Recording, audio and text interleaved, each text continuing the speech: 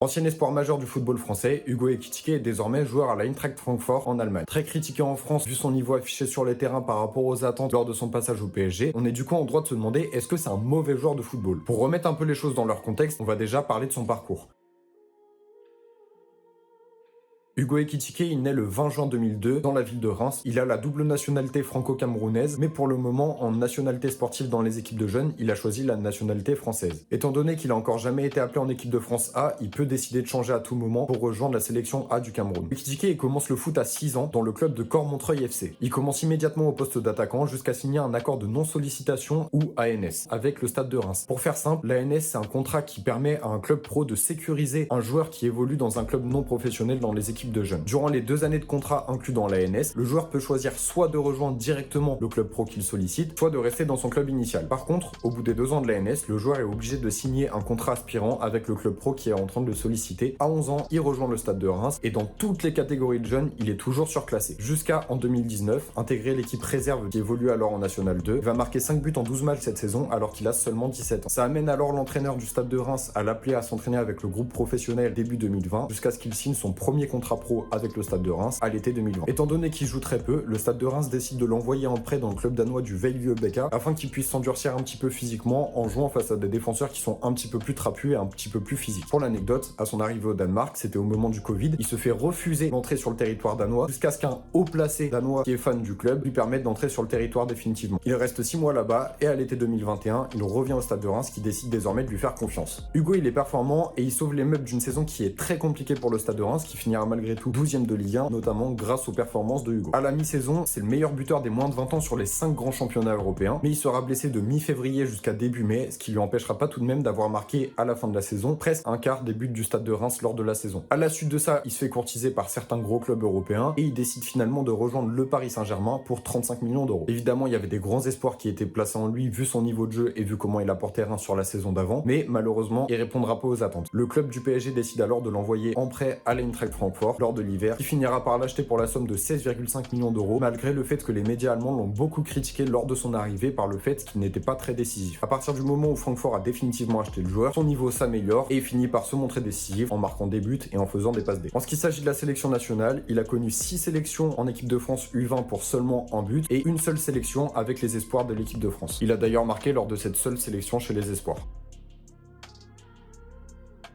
Étant donné qu'il a un début de carrière en dents de scie dans différents contextes, on est du coup en droit de se demander pourquoi on en arrive à penser que éventuellement c'est un mauvais joueur de football. Alors évidemment, s'il arrive au niveau professionnel, c'est qu'il nous déclasse tous en termes de niveau footballistique, mais il faut le comparer aux autres joueurs de sa catégorie pour voir est-ce que réellement il est mauvais ou pas. Et de là on découle une autre question, est-ce qu'il est voué à rester un joueur de club moyen tout au long de sa carrière, ou alors est-ce qu'il y a des perspectives d'avenir dans un plus gros club européen? Déjà pour comprendre, on va s'intéresser à son style de jeu. Même si c'est à nuancer parce qu'il n'est pas utilisé dans les mêmes plans de jeu que ce soit à Reims, à Paris ou à Francfort, il y a quand même, comme pour tous les joueurs de football dans le monde, un style de jeu global qui se dégage. Déjà sur le plan physique, on a affaire à un joueur qui est plutôt grand, qui fait 1m90, et à un joueur plutôt longiligne qui fait seulement 75 kg pour son poids de forme. Malgré tout, sur le plan offensif, on a un joueur qui sait résister au duel à l'épaule et qui s'en sort avec une bonne technique balle au pied, une bonne technique de dribble, une bonne aisance dans ce domaine-là. En effet, il est meilleur que 79% des joueurs européens qui évoluent au même poste quand il s'agit de passer un adversaire par le dribble lorsque l'adversaire est en train de le tacler. Il est également meilleur que 99% des joueurs européens sur son nombre de dribbles tentés par 90 minutes avec une moyenne de 6, mais également sur son nombre de dribbles réussis par 90 minutes avec une moyenne de 3. On a donc un joueur qui est à l'aise une fois qu'il a le ballon dans les pieds, mais où c'est beaucoup plus compliqué sur le jeu en une touche et sur les prises de balles, où dans ce domaine-là, il est moins bon que 87% des 9 européens. C'est quand même beaucoup. C'est aussi un joueur plutôt mobile, il n'hésite pas à se désaxer ou alors à redescendre un petit peu plus bas pour chercher les ballons, ce qui explique notamment son aisance balle au pied dans sa qualité de dribble, comme on peut le voir sur les positions moyennes de ses touches de balle sur des matchs pris un petit peu aléatoirement dans un petit peu tous ses clubs, des matchs où il jouait à chaque fois au minimum 80 minutes. Ça lui permet d'ailleurs de toucher beaucoup de ballons, parfois plus que certains milieux avancés ou que d'autres attaquants qui évoluent plutôt sur les ailes, alors que de manière générale, un 9 est quasiment le joueur qui touche le moins de ballons par match parmi les joueurs de son équipe. Ekitike, c'est aussi un joueur qui aime beaucoup défendre. Il est meilleur que 92% des 9 européens sur le plan des tacles et on voit que justement ces tacles, il les fait en redescendant dans des zones beaucoup plus basses que celles auxquelles un 9 évolue d'habitude. Il aime bien aussi presser l'adversaire lorsqu'il sent un mauvais contrôle, une mauvaise prise d'information. Il aime bien presser l'adversaire en zone haute. Il a ce vice-là de sentir pour aller récupérer des ballons hauts et derrière convertir ça en occasion de but. On a donc un 9 qui est plutôt complet et qui est plutôt mobile, mais surtout qui est doté d'une grande qualité de finition à la base quand c'est lui-même qui se prépare son occasion. Parce que en termes de nombre de buts marqués, ils se font plutôt dans la masse des joueurs européens. Sur une saison au PSG, avec 33 matchs joués, il a marqué seulement 4 buts en 1404 minutes jouées. Ça fait environ un but toutes les 351 minutes de jeu. D'autant plus qu'en moyenne sur cette saison au PSG, il a joué 43 minutes par match, ce qui, quand on évolue dans un club comme le PSG, est largement suffisant pour être plus performant. Sur le ratio de nombre de buts marqués par tir tenté, 56% des 9 européens sont meilleurs que lui. Et sur le nombre d'occasions claires de but converties ou créées, il n'est pas forcément mieux puisque 44% des 9 européens font mieux que lui. Pour un joueur qui semble prétendre à de gros clubs européens, c'est sûr que ça fait un petit peu juste. Et pourtant, en termes de nombre de passes décisives et de qualité de ses passes décisives, il se situe mieux que 99% des joueurs européens qui évoluent à son poste quand il s'agit de donner des passes qui se transforment en occasions claires de but. Toutes les 90 minutes, 28% du nombre total de ses passes sont des XA, donc des passes qui peuvent se transformer en occasions claires de but. Malheureusement, pour un joueur qui comporte ces caractéristiques physiques, il brille pas forcément dans son jeu de tête. En effet, il perd plus de duels aériens que 67% des 9 européens, alors que pour rappel, il fait quand même 1m90, sachant que la taille moyenne des joueurs des 5 grands championnats est de 1m83. Du coup, si on résume ses points forts et ses points faibles, ça donne ça. En point fort, on peut noter que c'est un bon dribbleur et qu'il est à l'aise balle au pied. Il sait défendre et presser, et il sait aussi finir ses occasions quand c'est lui-même qui se les prépare. On peut aussi noter sa mobilité par ses décrochages et son désaxage. On prendra aussi évidemment en compte le nombre de ses passes décisives et la qualité des occasions qu'il crée pour les autres. Maintenant, dans les points faibles, on a le nombre de buts marqués qui reste malgré tout assez faible, son jeu aérien évidemment, son jeu en une touche, le fait qu'il doit se préparer son occasion pour pouvoir la finir, ses prises de balles et sa compréhension, sa lecture du jeu. Là du coup on peut se dire, bon on a déjà répondu à la question et on voit que c'est pas un si mauvais joueur de foot que ça. Mais du coup on est en droit de se demander pourquoi certains s'obstinent à penser que ça reste un mauvais joueur de foot. Et ça c'est parce que le football ça se résume pas que aux statistiques, ni aux statistiques détaillées. Parce que quand on regarde les stats globales que doivent alimenter des attaquants de pointe, que ce soit le ratio de but ou les XG par exemple, et là on voit qu'il est loin de pouvoir faire l'unanimité. Ensuite on sait que Ekitike c'est un joueur qui est plutôt irrégulier. Même s'il est capable de coups d'éclat sur des matchs où il va pas du tout briller, où il va être presque fantomatique dans le match, il est pas la cible de critique sans raison. Parce que quand on a un joueur comme ça où on y place autant d'attentes, c'est évident que chaque geste sur et en dehors du terrain est scruté, détaillé, sorti du contexte, etc. Et du coup on en arrive au point principal de pourquoi est-ce qu'il a été mauvais lors de son passage au PSG avant de se retrouver enfin à Francfort. Et ce point là, c'est tout simple, c'est le point mental.